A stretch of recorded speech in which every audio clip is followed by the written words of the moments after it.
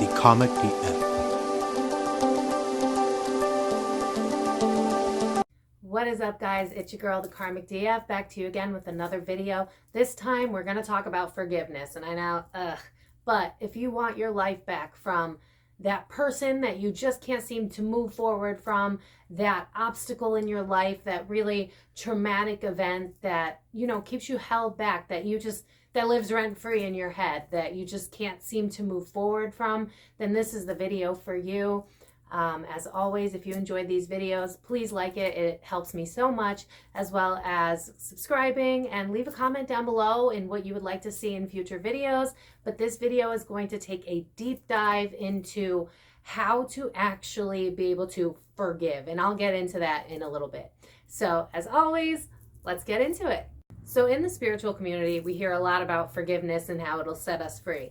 And as someone who has been through a lot of traumatic events, that has never really been something that sat right with me. And so for this video, and this might help you as well if you're someone who's been through a lot of stuff that's really messed up and have been treated really horrible when you were just trying to be a good person, then I think that the first thing that I want to touch on that is different from the spiritual community, I'm going to say it, but honestly, I think it's a way for people that have been through more traumatic things to get through those things. And that's reaching a place of indifference, not necessarily forgiveness, because there are some things that, like, I don't know, maybe 5 years from now I'll have a different opinion, but there are some things that in my heart are just kind of unforgivable. But that doesn't mean that it has to rule our life. That doesn't mean that it has to take over our mind and keep us held in the past, because that's what it really boils down to, is that it's not us forgiving for the sake of other people. It's us forgiving so that we are no longer tethered to our past and the things that hurt us, and we don't make it like our identity, you know, like, oh, that person broke my heart and now I can never move on and trust other people. And it's like, they may have done you dirty, they might have hurt you, and maybe they don't deserve forgiveness, right? Because I'm going to cover more so people that, or situations where they don't care to get your forgiveness. They don't give a damn that they did you dirty, or they gaslight you, and they don't even acknowledge your reality to be reality. Maybe they brush you off and say, oh, that wasn't a big deal, you're making a fuss out of nothing. Or maybe it's just people that you've had to like completely cut out, and so you will never get that closure from them. And so you have to try to find this forgiveness on your own. And those types of situations, they're really hard to move on from, because it's kind of like I'm seeing the hangman to people that know tarot in my mind's eye right now, where it's like, you feel stuck because you're never going to get anything from them. But what you need to realize is that closure and forgiveness, it all comes from you. Like, to give a side example, there was a situationship that I had been in, and I felt really wronged, because regardless of how both sides played out, because it takes two, and I contributed, but that person never gave me closure, and it really messed me up. And I was always like, well, when I hear from them one day, I'll finally get the closure that I need. And I'm telling you from experience, that person did reach out to me like a year later, and it didn't do anything for me. It did not help. That person did not really change. They were still kind of the same. There was a little bit of I'm sorry, but not really much of anything. It was just kind of like a half-ass sorry. And I realized in that moment that I was the reason that I was getting closure, not them. They were never going to give it to me. It was all about me learning. And if I didn't take that power back, then these people that have disrespected me and not given back the way that I give love so freely, it's not about them, it's about us. And we have to remember that. Like I've said in prior videos, we can't give our power away to people, no matter how bad the situation or circumstances may be, because because I've seen it in my own, like I just said, where they do come back and they sort of apologize, or maybe they'll full out apologize, but even then, that's a maybe. But until that day comes, what are you going to do about your life in the meantime? Are you going to live in the past, or are we going to try to figure out how to heal so that we can move forward no matter what happens, even if they are selfish, and even if they are denying your reality. Like I keep, I know Louis C.K. got a lot of heat, but there was a show that he did and there was a quote that I really, really love that is so true. When someone says that you've hurt them, you don't get to say that you didn't, because hurting is a feeling. And if someone hurts you, that is your reality, regardless of whether you like it or not. And, you know, there are people that, you know, in my past that I've hurt that I might not have necessarily agreed that it was, you know, that worthy of being hurtful, but to them it was painful. And because of that, I knew that I had to apologize, even if I didn't really fully understand, because regardless of what happened, regardless of the logistics, someone was hurt, and that's what matters, right? But not everybody's going to go, you know, even if I don't understand your pain, I'm going to acknowledge it and apologize, because regardless of it, I hurt you, and for that, I'm sorry. Not everybody's that evolved, and you're going to have to understand that the best way to get through this is to learn on your own. So this is why I think that, especially if you watch a lot of spiritual videos, I used to get the ick a lot myself, where it'd be like, you have to forgive, you have to forgive. And I'm like, how can I forgive some of these? Like, I got stories for days where things are messed up. So if y'all come at me in the comments like, but you don't understand, I've been through, I will probably never share some of the darker things that have happened to me. Maybe, I don't know, we'll see. I never thought I'd share some of the things that I share today. But today I'm going to share something that's kind of dark so that I don't get those comments where it's like, but you don't understand because I've been through. Listen, even the worst situations, the worst circumstances, it's not about forgiveness, which is why I think that in the spiritual community, if I had a say, I would change it to indifference. I think indifference is way more important, because it's taking your power back while also realizing that some people aren't necessarily worthy of forgiveness, but that doesn't necessarily mean that you have to be held hostage to the past. And so that's what we're going to go over. This is probably going to end up being a 2-part video. The second one will be on Friday. I might early release it so that y'all can see it, so that you don't get, I know you're going to want part 2, but like, it's going to be long. This is going to be a long video because forgiveness is deep. Getting into that is deep.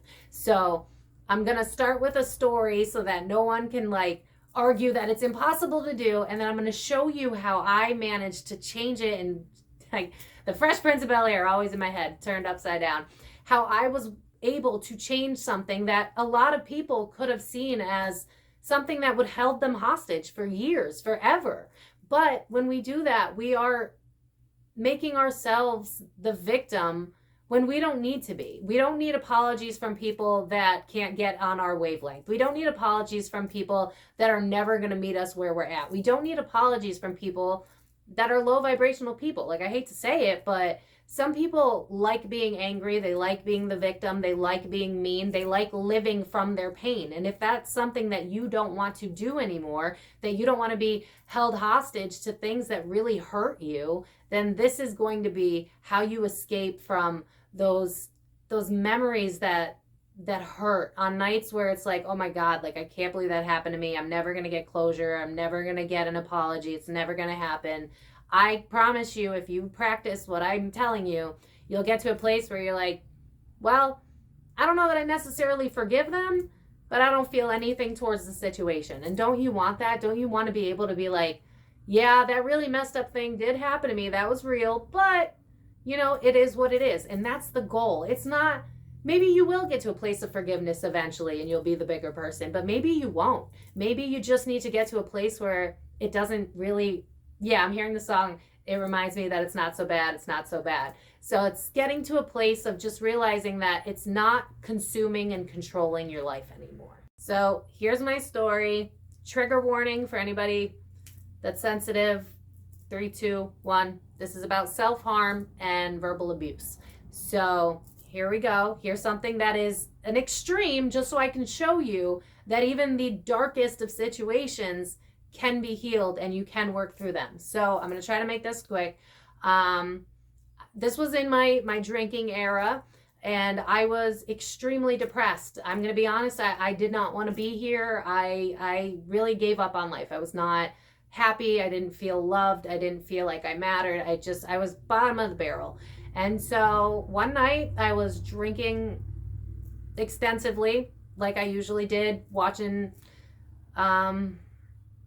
Was I watching TV that day? I don't remember what I was doing.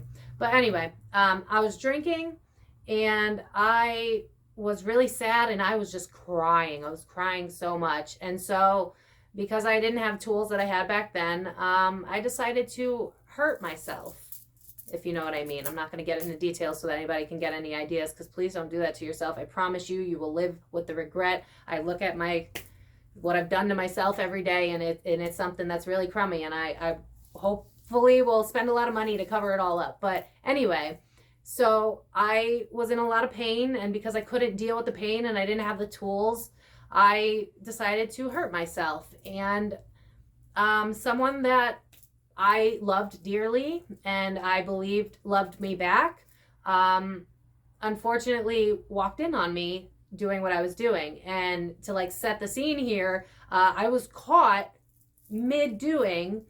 I was bawling my eyes out and I was just a mess. I was in such a dark, sad place. And this person came in because, you know, I was trying to be discreet. And so I was like hiding what I was doing. And they walked in and they looked at me, and I will never forget the look of disgust, like pure disgust on this person's face. We'll call them Sam, I guess. So Sam walked in, looked at me with pure disgust and just screamed at me. They screamed at me and then like made a huff noise and then slammed the door in my face. And I know a lot of you are probably like, holy crap. And yeah, it makes me uncomfortable just talking about it. But I know you're already like, how could you forgive something like that? Well, it's not about forgiveness for me. It's about indifference. And here's how we do that. Obviously, I'm not going to lie. It took like years of therapy and also years of shadow work, years of trying to find myself and gain my self-esteem to be able to look at things the way that I do now. But to get to a place of indifference means that you have to, unfortunately, because that person's not going to do the work, you have to step outside of yourself and try to understand that person. You have to dive into their darkness in order to understand, because once you understand why people behave the way they do, even the darkest of people, the people that do the most cruel things, when you understand the why, you remove the emotional attachment to it.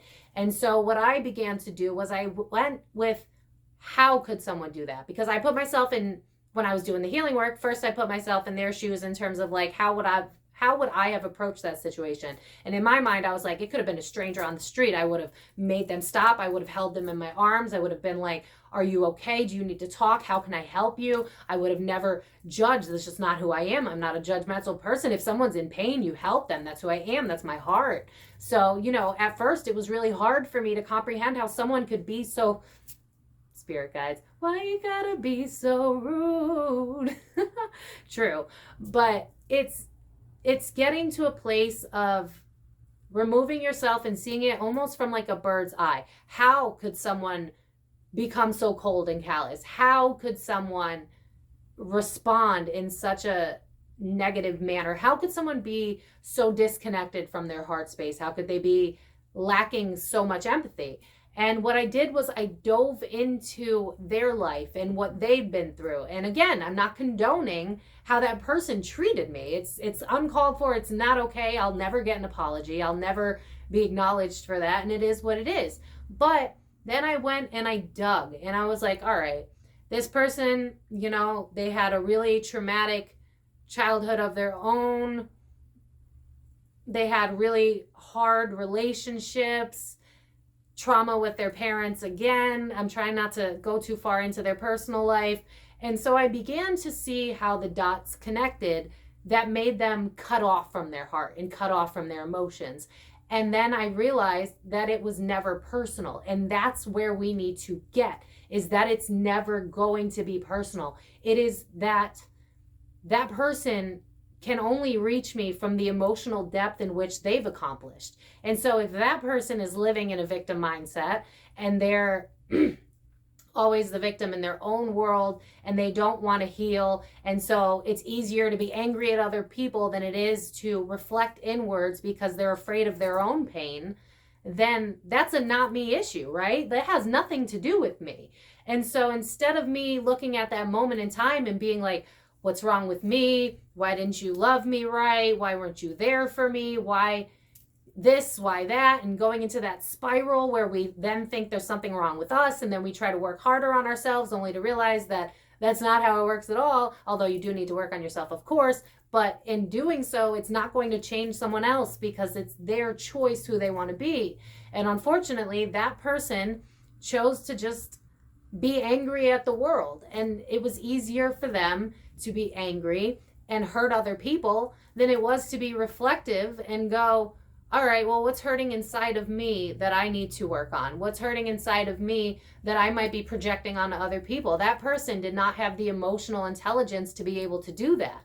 And so when I dove into their life and how they responded to everything, how they responded to their own traumas, then I started to understand why they behaved the way they do and how they were never going to be able to hold me, hug me, tell me they were there for me, because they don't do that for themselves. They don't know how to be there for themselves. They gaslight their own emotions. That person that I'm talking about hides their tears. And I've told you in plenty of videos that crying is like, it's, unless you have a medical condition, that's normal. We're supposed to do that. But there's so much shame around crying. So if that person won't even let themselves cry, then imagine all the trauma they're storing in their body.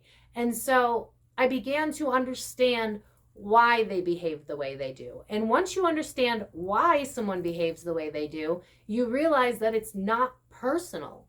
And that's where we need to get to. It's not necessarily forgiving who they are, forgiving the act, forgiving their behavior. Forgiveness, that's its next level. There are exes that I have forgiven that have done some messed up things to me. But, you know, some things, there's a line, you know, where some things are just almost like unforgivable. But that doesn't mean that you can't reach that place of acceptance, indifference, so that you can free yourself from the things that also hurt you. Because do you see the cycle that's playing out where it's like that person's hurt, they're not dealing with it, and so Sam is projecting their pain onto me, and now not only do I not have support from Sam because Sam can't work on their pain, now I'm dealing with the projection of Sam's pain. So now I'm feeling my pain on top of Sam's projection of their pain, and now that's double the pain on me. Do you see how we kind of set ourselves up for failure? It's literally like, it's a great example of generational trauma. It's, you know, great-grandparents didn't deal with emotions because they couldn't, and then the parents didn't deal with emotions because that's what they were taught, and then it bumped down to you, and then now you're sitting here and you're like, why am I with all this pain, and why doesn't anybody talk about mental health? And, you know, a few years ago, we didn't talk about mental health. And so we have come a long way, but it's getting to a place of realizing that it's not about us. And when we can separate the two, realize that it's not about us, that's when we find the freedom. And that's when we can go, all right, maybe I don't forgive you yet. Maybe one day I will, maybe one day I won't. You don't have to forgive everybody. But this no longer consumes me. It no longer controls me. It's no longer part of my story because I understand now. And so I'm going to leave it at that. We're going to do part 2 on Friday so that this video is not too long, and because I know attention spans are real hard these days with social media. But in part 2, we're going to get a little bit deeper into indifference, how to really take on indifference so that we can no longer be the victim of the stories that we tell ourselves. So if this was helpful for you, please leave a like. Again, that is such a great way to support my channel. Subscribe if you enjoyed this. Click that notification bell so you hear about the next video of part 2. And as always, I love you guys so much. You can do it, and I will see you in the next video. Bye, guys.